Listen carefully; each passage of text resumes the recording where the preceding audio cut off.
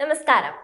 ജെറുസലേമിലെ കാട്ടുതീയെക്കുറിച്ചുള്ള വാർത്തകൾ വന്നു തുടങ്ങുമ്പോൾ തന്നെ കേരളത്തിലെ ഒരു വിഭാഗം സോഷ്യൽ മീഡിയ ഹാൻഡിലുകളും ആഘോഷം തുടങ്ങിക്കഴിഞ്ഞു.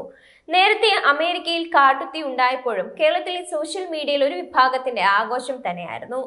കാട്ടുതീ അഥവാ വൈൽഡ് ഫയർ എന്ന് പറയുന്നത് ഇന്ന് ലോകത്തിൽ ഏറ്റവും കൂടുതൽ നാശനഷ്ടങ്ങൾ ഉണ്ടാക്കുന്ന പ്രകൃതി ദുരന്തങ്ങളിൽ ഒന്ന് തന്നെയാണ്. ഇന്നെന്നല്ല, ഏത് കാലത്തും അതങ്ങനെയാണ്. ഈ വർഷം തുടക്കത്തിൽ അമേരിക്കയിലെ ലോസ് ആഞ്ചലസിൽ കാട്ടുതീ ഉണ്ടായി ഹോളിവുഡ് താരങ്ങളുടെ ശതകോടികൾ വില വരുന്ന വീടുകൾ അഗ്നിക്കിരയായതും 20ഓളം പേർ മരിച്ചതും ലോകത്തെ നടുക്കിയതാണ്. ശതകോടികൾ വില വരുന്ന വീടുകൾ സംരക്ഷിക്കാൻ മണിക്കൂറിന് ലക്ഷങ്ങൾ മുടക്കി സ്വകാര്യ അഗ്നിശമന സേനയെ നിയോഗിച്ചതും ആയിരക്കണക്കിന് ഏക്കർ കത്തി നശിച്ചതുമെല്ലാം മാധ്യമങ്ങളിൽ നിറഞ്ഞു നിന്നിരുന്നു. അതാണ് കാട്ടുതീയുടെ കരുത്ത്. ലോകത്തിലെ ഏറ്റവും വലിയ സാമ്പത്തിക ശക്തിയായ എല്ലാവിധ അത്യാധുനിക സൗകര്യങ്ങളുമുള്ള അമേരിക്കയെ പോലും വിറപ്പിക്കാൻ കരുത്തനാണ് അവൻ.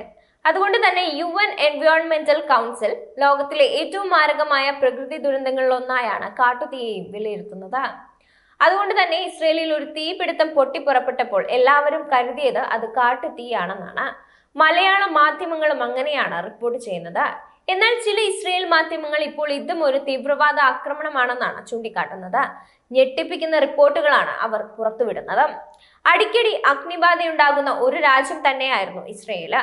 കടുത്തി ഇസ്രയേലിൽ നിത്യകാഴ്ചയാവുന്നതിനെ കുറിച്ച് 2022 പരിസ്ഥിതി മന്ത്രാലയം വിശദമായ റിപ്പോർട്ടും തയ്യാറാക്കിയിരുന്നു. രാജ്യത്തെമ്പാടും തുറന്ന പ്രദേശങ്ങളിലെ വിസ്തൃതി കുറയുന്നുവെന്നും ഇത് കാട്ടുതീക്ക് കാരണമാവുന്നുവെന്നും ഇസ്രയേലിന്റെ നാഷണൽ ഇക്കോസിസ്റ്റം പ്രോഗ്രാം തയ്യാറാക്കിയ വാർഷിക റിപ്പോർട്ടിലും വ്യക്തമാക്കിയിരുന്നു.